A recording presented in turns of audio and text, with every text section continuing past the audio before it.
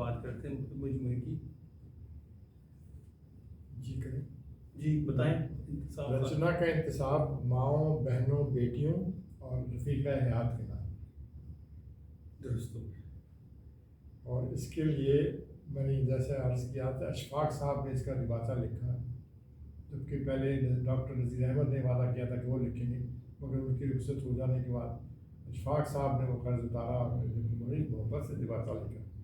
और अशफाक साहब ने अपने शुरू में लिखा है, अगर मुझ में जुर्रत होती और सिक्का बंद नाक़िदों का खौफ ना होता तो बरमला कहता कि नज़ीर अकबर आबादी एक मरतबा फिर अली अकबर अब्बास का रूप धार कर पंजाब की बस्ती से इस तरह गुजरा है जैसे वो आगरे इस्कंदर के कूचा बाजार से गुजरता था।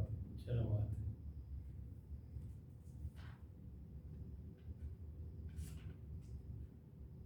ये उन्होंने, और फिर मुझे उन्होंने हुक्म दिया था कि घर घर जाकर लोगों का दरवाज़ा खटखटाओ और ये किताब उनको दो कि वो पढ़ें, ताकि उनके दिलों में गुदास पैदा हो। असल मकसद था कि दिलों में गुदास कैसे पैदा हो। तो वो इस किताब में अल्हम्दुलिल्लाह वो सलीका मौजूद है जिसने दिलों में गुदास पैदा किया। और ये डॉक्टर ख्वाजा ज़करिया ने इसका दिबाचा लिखा है। एक दिबाचा अशफाक साहब का है, दूसरा डॉक्टर ज़करिया का है। डॉक्टर ज़करिया साहब ने लिखा है कि अली अकबर अब्बास का तीसरा मजमूआ कलाम रचना मेरे सामने है और इसे मैंने एक ही नशिस्त में पढ़ डाला। ज़िंदगी में ऐसा इत्तेफाक बहुत कम हुआ है कि जब किसी शेरी मजबूर ने मजबूर कर डाला कि उसे एक ही नशिस्त में ख़त्म करो, शुरू करके ख़त्म करके दम दो। ये जज्बे की गहराई, फ़िक्र की बुलंदी, अल्फाज की कोमलता और आहंग की शीरीनी क्या कुछ नहीं जो इस मजमूए में मौजूद नहीं। ये डॉक्टर ख्वाजा ज़करिया साहब। और इस मजमूए के जो असल बात है वो ये है कि इसमें हमने अपने मुस्लिम पंजाब की तहज़ीब को बयान किया। वो तहज़ीब जब मादूम होती जा रही, नज़र नहीं आती, इस मजमूए में पढ़ने को मिलेगी। इसका मैं अर्ज़ करता हूँ। इसका जो पहली चीज़ इसकी है, दिन चढ़ा गली आबाद हुई। अब ये मंजरनामा खुलता जाएगा, जैसे जैसे पढ़ते जाएंगे मंजर आपके सामने आता जाएगा। दिन चढ़ा गली आबाद हुई, बुढ़ियों की जमी चौबाल भला, गोदों में पोते पोतियों की कभी नाक बहे कभी रात बहे। ये वो चीज़ें जो शायरी का हिस्सा नहीं बनती, मगर यहाँ आई तो वही सब चीज़ें अपने हुस्न में खूबसूरती के साथ सामने आ गई। कोई चरखा डाल लोगर काटे, कोई बालों की रस्सी बांटे, कोई खेस की बम्बल बांधे तो कोई लग जाए उसके नाल भला, कोई छाछ चंगेर बुने बैठी या रंगली पन्नियों की पंखी, कोई चावल फटके साफ करे, कोई चुने बैठ के दाल भला। सुन फेरी वाले की घंटी, किसी बच्चे ने जो रूह राह की, चुन्नी का कोना खोल कहा लो एक टका मेरे लाल।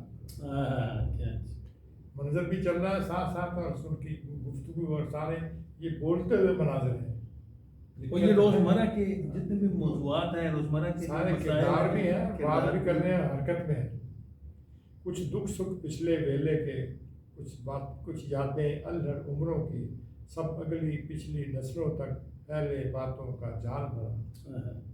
कोई शादी है या गोद भरी, कोई मरा या मरने वाला है, सब एक दूजे से आन कहें, सारे गाँवों का हाल भरा।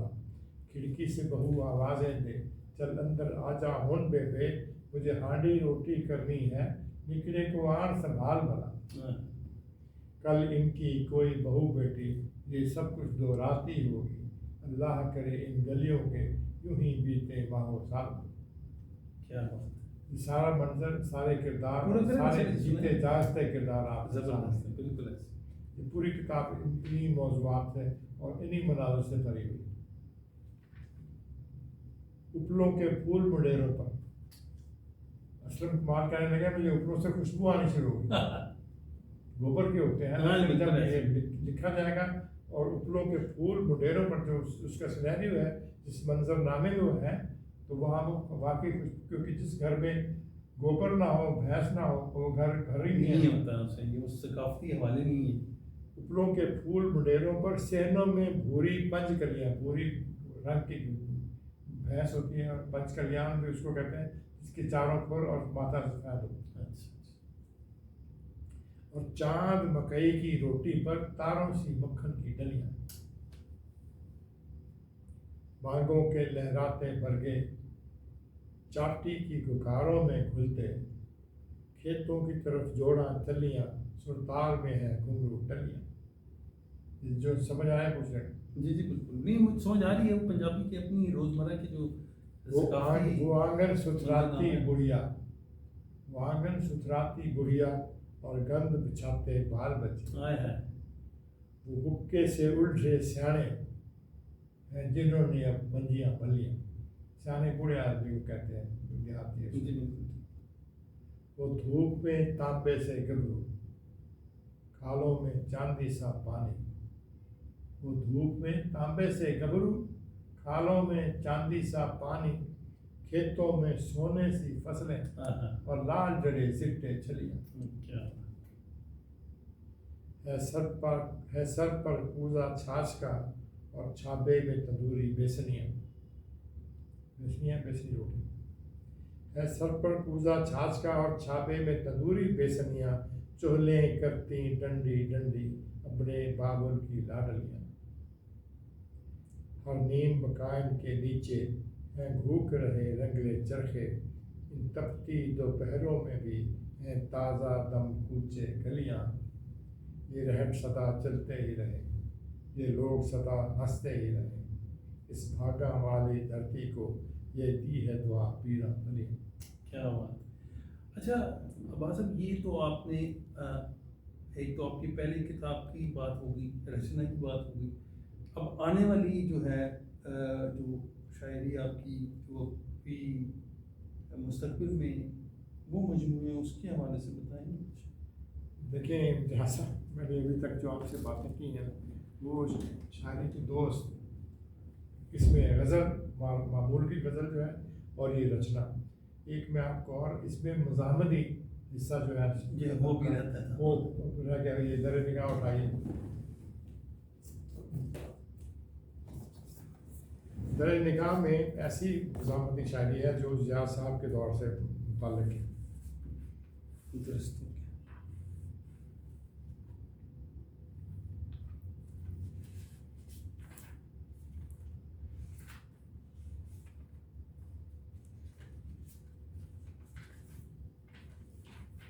ज़ियाउल हक़ के दौर में जो पाबंदियाँ थीं और जो उसमें माशरे को घेरा हुआ था, उसके मैं कुछ एक दो चीज़ें आपको नमूने के तौर पर। सलीब व फतवा नए नहीं हैं, सलीब व फतवा, फांसी घाट और फतवा जो है नई बात नहीं है। हवारियों की कतार भी कुछ नई नहीं है, और आंधियों के बदन में शामिल लहू की निर्मल फुहार भी कुछ नई नहीं है। पेच दर पेच गर्दिशों में शिकार और शेर दोनों भूखे, तस्बीही और वो जो बिल्कुल मैं समझ रहा हूँ। थी, पेच दर पेच गर्दिशों में शिकार और शेर दोनों भूखे, सिफाल वर्दी, सिफाल खाकी, सिफाल वर्दी की तह पे लिपटी अदाए कैसर शार भी कुछ नहीं।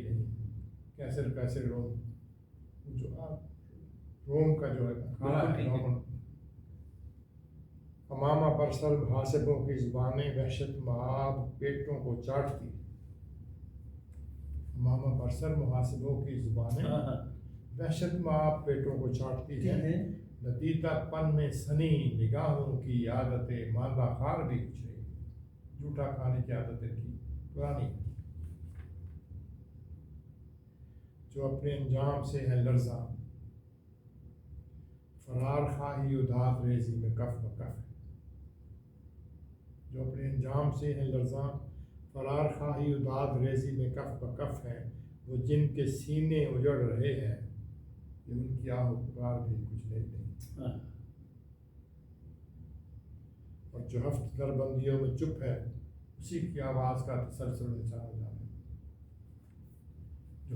जो जेल खाने में बंद है, उसी की आवाज़ का तसलसल निशान जाने।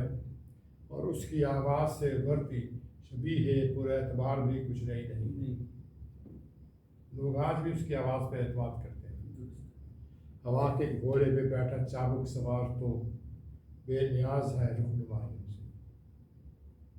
हवा के घोड़े पे बैठा चाबुक सवार तो बेनियाज है रुखनुमाइयों से। किसी भी लम्हे में चलने वाली हवाएं रद्दे करार भी कुछ नहीं। वाह जी। अच्छा, आजकल की जो आप शायरी कर रहे हैं और इसमें भी एहतजाज है। वो तो आप बड़े सलीके से एहतजाज तो आप कर रहे हैं। और नहीं, देखिए, एक शायर को अपने असर का पास रखना चाहिए, अपने असर के सर बारे एक में। ताज़ा जो लास्ट टाइम आपने वो सुनाई थी यहाँ, वो मैं बात नहीं कर सकता। वो जो एक बड़ी ख़ास गज़ल थी जिसके ऊपर काफ़ी हल्के में गुफ्तगू भी हुई थी और आपने बड़े इशारे गुनाहों में एक मौजू को छेड़ा था। नहीं, वो तो बहुत सी चीज़ें हैं, मगर मैं इस वक्त आज लेकर नहीं आया साहब। लेकिन आप कुछ ना कुछ सुना सकता हूँ। जी सुने। इसमें एक है,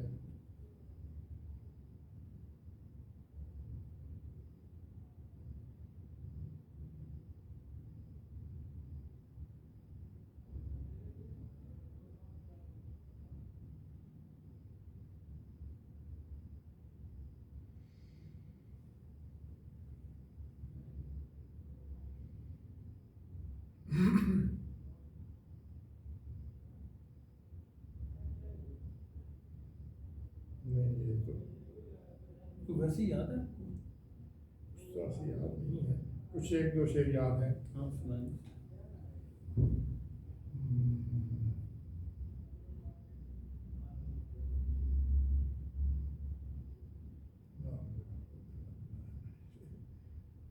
याददाश्त का मामला आजकल जी बिल्कुल ऐसे ही है।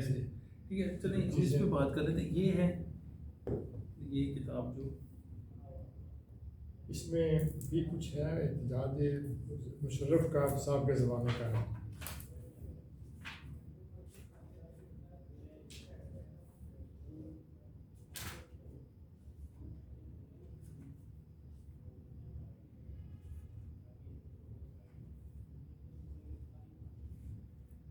टूट रही है गर्दिश मौसम बेबुनियाद हवालों से। टूट रही है गर्दिश मौसम मौसम बेबुनियाद हवालों से। गलत हुए जाते हैं सब अंदाजे कितने सालों से। कितने साल टूट रही है गर्दिश मौसम बेबुनियाद हवालों से। गलत हुए जाते हैं सब अंदाजे कितने सालों से। साया नखले पीर में रहकर शजर शबाब का धंधा क्या।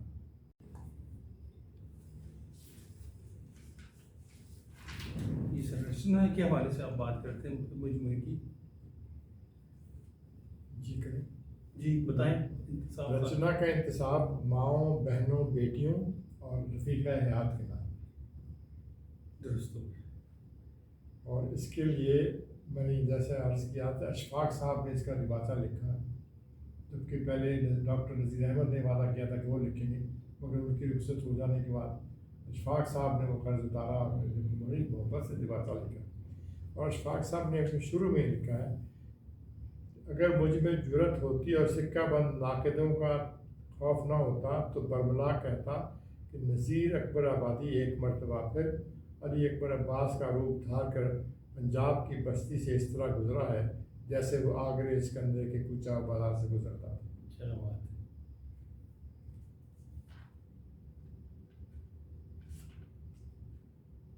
ये उन्होंने, और फिर मुझे उन्होंने हुक्म दिया था कि घर घर जाकर लोगों का दरवाज़ा खटखटाओ और ये किताब उनको दो कि वो पढ़ें, ताकि उनके दिलों में गुदास पैदा हो। असल मकसद था कि दिलों में गुदास कैसे पैदा हो। तो वो इस किताब में अल्हम्दुलिल्लाह वो सलीका मौजूद है जिसने दिलों में गुदास पैदा किया। और ये डॉक्टर ख्वाजा ज़करिया ने इसका दिबाचा लिखा है।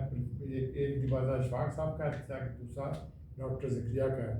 डॉक्टर ज़करिया साहब ने लिखा है कि अली अकबर अब्बास का तीसरा मजमूआ कलाम रचना मेरे सामने है और इसे मैंने एक ही नशिस्त में पढ़ डाला।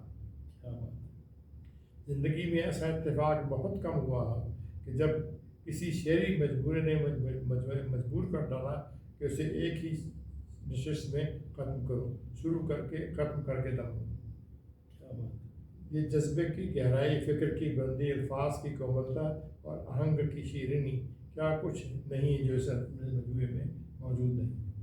ये डॉक्टर ख्वाजा ज़करिया साहब। और इस मजमूए के जो असल बात है वो ये है कि इसमें हमने अपने मुस्लिम पंजाब की तहजीब को बयान किया। वो तहजीब जब मादूम होती जा रही, अब नज़र नहीं आती, इस मजमूए में पढ़ने को मिलेगी।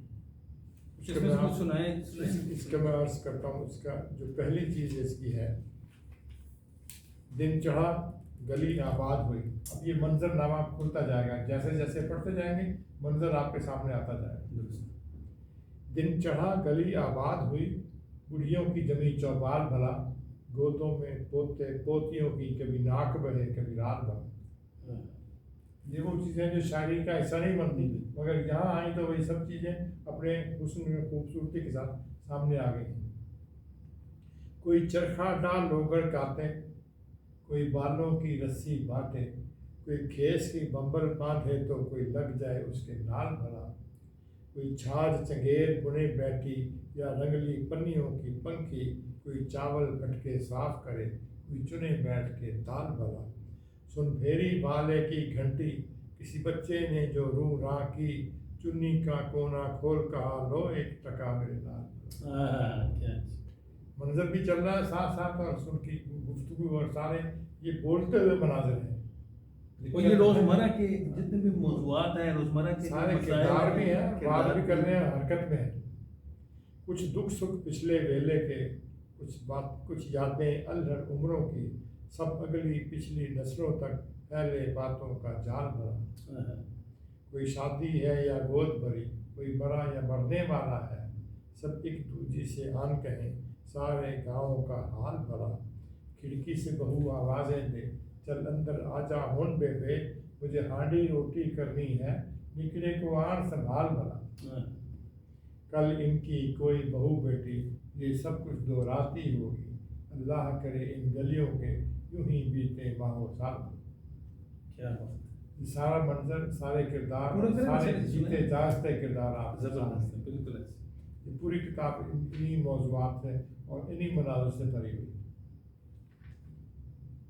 उपलों के फूल मुडेरों पर, असलम कुमार कहने लगे मुझे उपलों से खुशबू आनी शुरू होगी।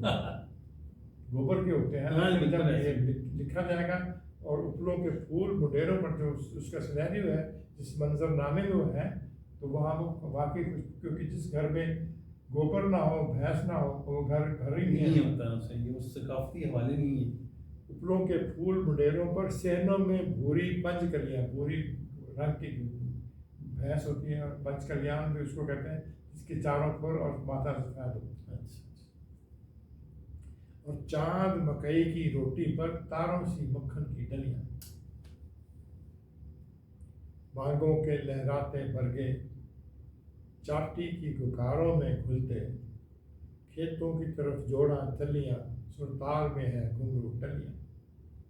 जो समझ आया पूछ रहे हैं? जी जी बिल्कुल, नहीं मुझे समझ आ रही है। वो पंजाबी की अपनी रोजमर्रा की जो सकाफती वो आंगन सुथराती मंजरनामा है। बुढ़िया, वो आंगन सुथराती बुढ़िया और गंद बिछाते बाल बच्चे, आए है। वो हुक्के से उलझे सियाने हैं जिन्होंने अब मंजियाँ भलियाँ। सियाने बूढ़े आदमी को कहते हैं देहाती है। जी बिल्कुल। वो धूप में तांबे से गबरू, खालों में चांदी सा पानी, वो धूप में तांबे से गबरू, खालों में चांदी सा पानी, खेतों में सोने सी फसलें और लाल जड़े सिट्टे छलियाँ। क्या है सर पर कूजा छाछ का और छाबे में तंदूरी बेसनियाँ, बेसनी रोटी। है सर पर कूजा छाछ का और छाबे में तंदूरी बेसनियाँ, चोहलें करती डंडी डंडी अपने बाबुल की लाडलियाँ। हर नीम मकान के नीचे हैं भूख रहे रंगले चरखे, इन तपती दोपहरों में भी हैं ताज़ा दम कूचे गलियाँ। ये रहट सदा चलते ही रहे, ये लोग सदा हंसते ही रहे, इस भागा वाली धरती को ये दी है दुआ पीरा बलियाँ। क्या बात। अच्छा अब्बास साहब, ये तो आपने एक तो आपकी पहली किताब की बात होगी, रचना की बात होगी। अब आने वाली जो है जो शायरी आपकी जो भी मुस्तकबिल में वो मजमूए उसके हवाले से बताएंगे कुछ। देखिए, जैसा मैंने अभी तक जो आपसे बातें की हैं वो शायरी की दोस्त, इसमें गज़ल मामूल की गज़ल जो है और ये रचना, एक मैं आपको और इसमें मज़ामती हिस्सा जो है ये वो भी रहता है। वो रह गया। ये दर निगाह उठाइए, दर निगाह में ऐसी मज़ामती शायरी है जो ज़िया साहब के दौर से मुताल्लिक़ है। दुरुस्त।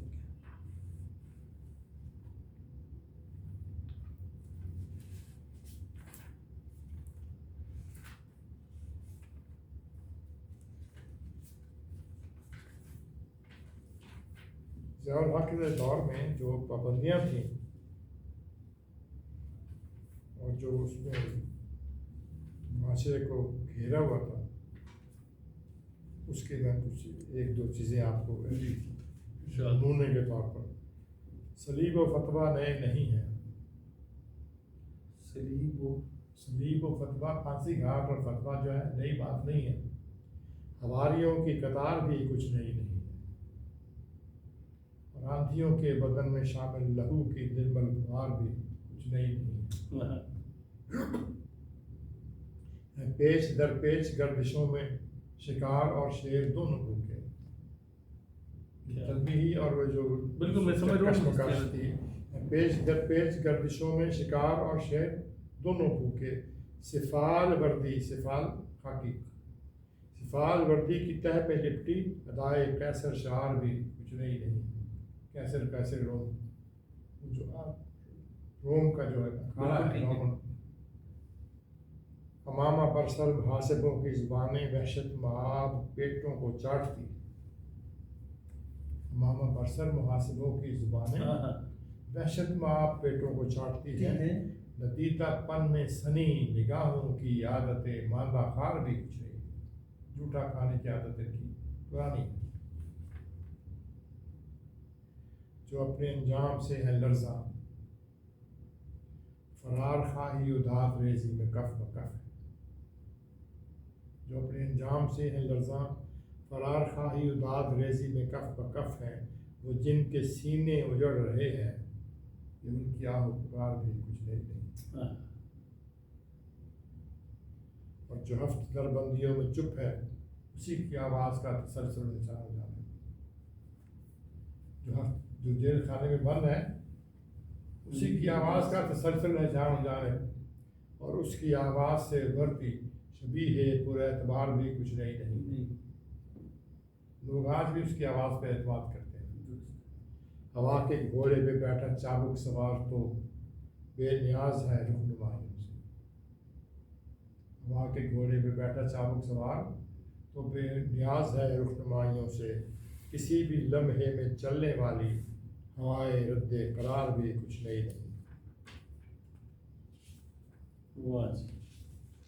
अच्छा, आजकल की जो आप शायरी कर रहे हैं और इसमें भी एहतजाज है, वो तो आप बड़े सलीके से एहतजाज तो आप कर रहे हैं। और नहीं, देखिए, एक शायर को अपने असर का पास रखना चाहिए, अपने असर के सर एक ताज़ा जो लास्ट टाइम आपने वो सुनाई थी यहाँ, वो मैं बात नहीं कर सकता। वो जो एक बड़ी ख़ास गज़ल थी जिसके ऊपर काफ़ी हल्के में गुफ्तगू भी हुई थी, और आपने बड़े इशारे नाव में एक मौजू को छेड़ा था। नहीं, वो तो बहुत सी चीज़ें हैं, मगर मैं इस वक्त आज लेकर नहीं आया साहब। लेकिन आप कुछ ना कुछ सुना सकता हूँ। जी सुने। इसमें एक है,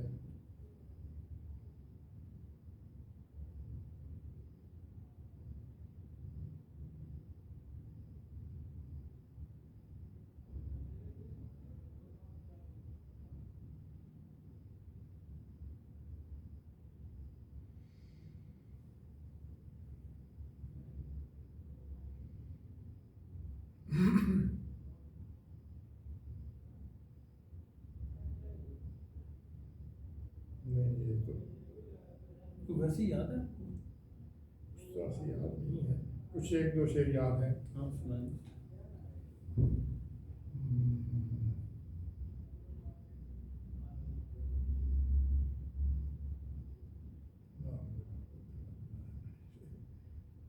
याददाश्त का मामला आजकल जी बिल्कुल ऐसे ही है। ठीक है चलिए हम इस पे बात कर लेते हैं। ये है ये किताब जो इसमें भी कुछ है एहतजाज मुशर्रफ का साहब के ज़माने का है।